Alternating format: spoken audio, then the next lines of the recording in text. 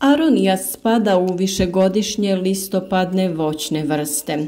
Raste kao grm do visine od 1,5 do 2,5 metra. Počinje cvjetati u drugoj polovini proljeća cvjetovima bijele do svjetlo-roze boje. Cvjetanje obično traje oko 15 dana, a cvjetovi se ne razvijaju ravnomjerno, što je dobro, jer se tako biljka štiti od mogućeg mraza. Svaki cvat može se pohvaliti cvjetanjem sa čak 30 cvjetova. Cvjetovi su bijele i ružičaste boje promjera oko 1 cm. Grupirani su u grozdaste nakupine promjera do 6 cm. Plod se razvija 90 dana. U početku su bobice zelene boje prekrivene sitnim blijedim dlačicama te prijanjaju jedna uz drugu, ali kako rastu, tako se odvajaju jedna od druge. Sredinom ljeta bobice počinju mijenjati boju i dobivati na težini, a kasnije postaju gotovo crne. Beru se krajem 8. mjeseca. Nakon usporavanja vegetacije u jesen ili na zimu, pristupa se orezivanju, gnojidbi te zaštiti nasada. Aronija je otporna na bolesti, pa sama zaštita i nije obavezna, pa ćemo u ovom videu pričati o orezivanju i prihrani aronije i pripremi voćki za narednu godinu. Puno vas je tražilo da opišemo način orezivanja aronije, pa budući da je ova tema sada aktualna, napravili smo i ovaj video. Nadamo se da ćete podržati naš rad sa lajkom i ostaviti nam komentar ispod videa. Podijelite ovaj video sa prijateljima na društvenim mrežama kako bi i oni vidjeli, nadamo se, korisne informacije koje dijelimo. Da bi uredili grmove aronije i izvršili gnojidbu i okopavanje prostora oko biljaka, prvo ćemo uraditi rezidbu. Na ovaj način dobiti ćemo više prostora i lakše ćemo pristupiti tom prostoru. Rezidba se najčešće sastoji od uklanjanja izdanaka i grana koje rastu horizontalno, a izdanci koji rastu vertikalno se ostavljaju. Takvih izdanaka može biti jako puno, ovisno o plodnosti tla i vlažnosti, pa je potrebno prorjeđivanje. Prije nego orežete izdanke koji su nepotrebni, možete neke izdanke iskoristiti za razmnožavanje aronije. Jednostavno odgrnite tlo i savijte mladi izdanak pored grma te ga potrpajte zemljom.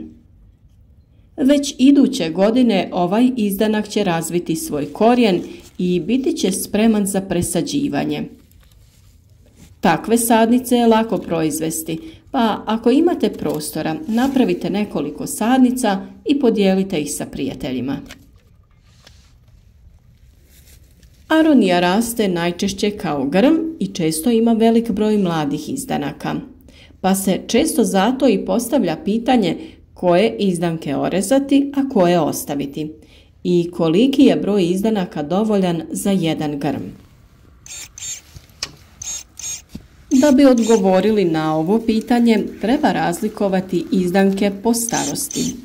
U grmu aronije najčešće imamo izdanke starosti od 1 do 6 godina. Velike stabljike su i najdeblje i stare su oko 6 godina.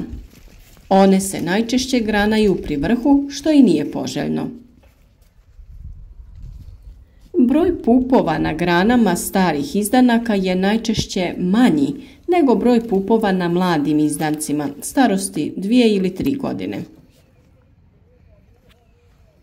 Upravo zbog toga radimo smjenu, odnosno stare izdanke ćemo ukloniti, a ostaviti nove mlade izdanke.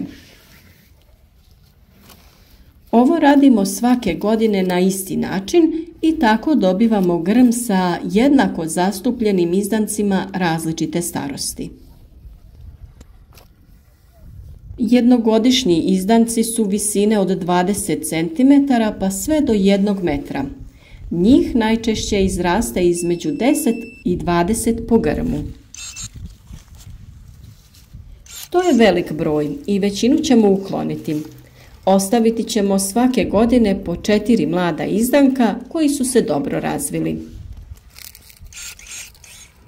Birati ćemo izdanke koji su dobro raspoređeni u grmu, odnosno dovoljno udaljeni jedan od drugog. Uklanjati ćemo one koji su u blizini drugih izdanaka. Vodeći se s tim, ako svake godine ostavljamo 4 nova izdanka, a vadimo one koji su stariji od 6 godina, dobiti ćemo broj izdanaka po grmu. Tu se najčešće radi o broju koji se kreće između 20 i 25 izdanaka. Ako se ne bi radilo orezivanje, broj izdanaka bi bio i preko 40 ili 50, što je previše. Samo orezivanje jednako je i kod mladih nasada. Ove sadnice smo posadili prošle jeseni i već u prvoj godini imale su plodove.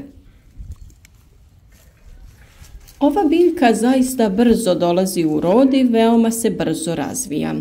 I na tim mladim grmovima izabrati ćemo 4 izdanka koja ćemo ostaviti. Biramo izdanke koji su raspoređeni na 4 strane grma.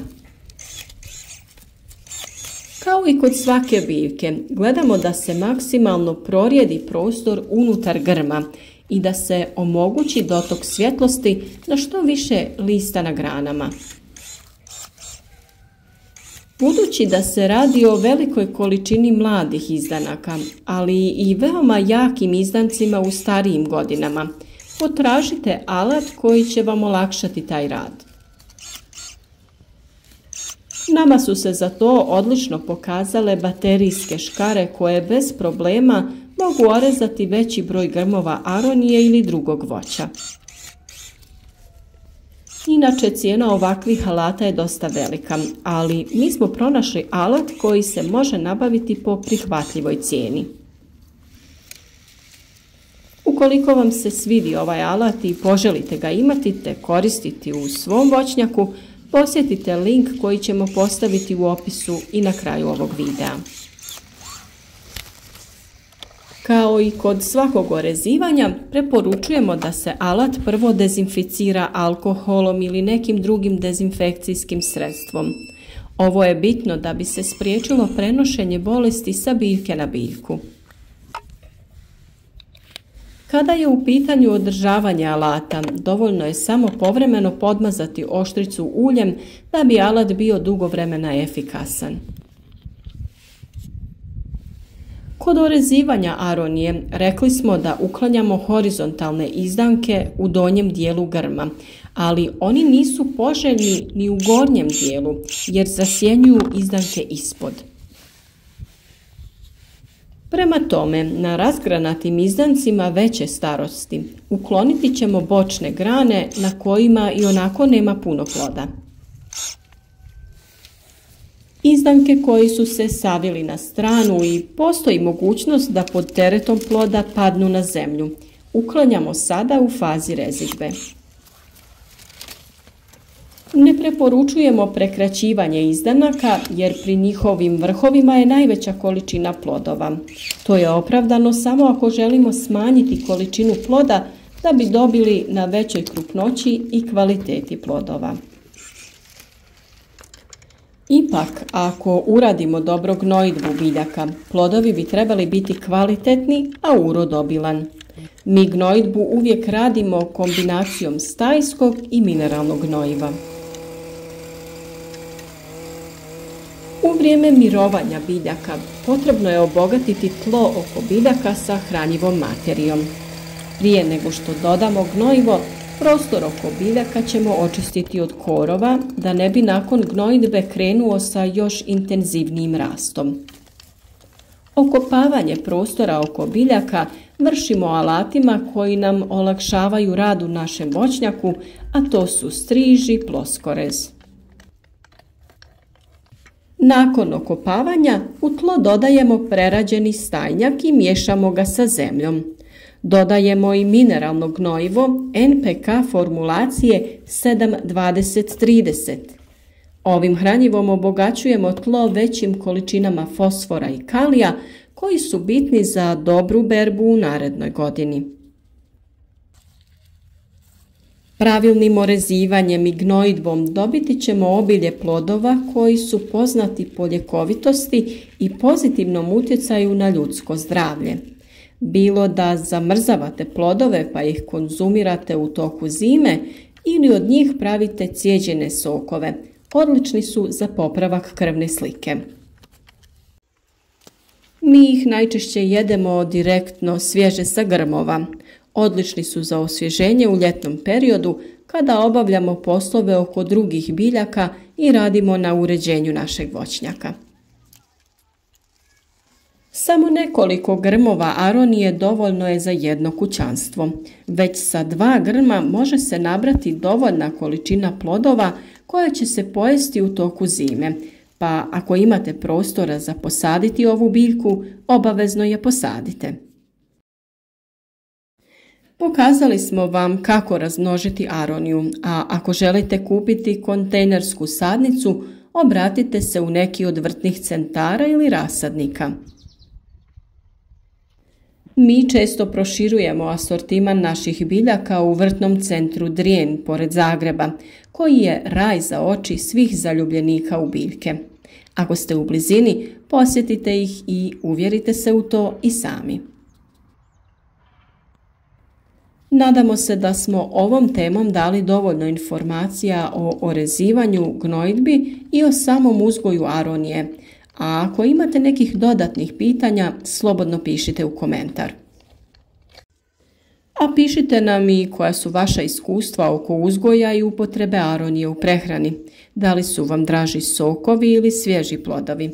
Pišite nam i otkud nas pratite, tu smo da zajednički podijelimo informacije o uzgoju voća i povrća.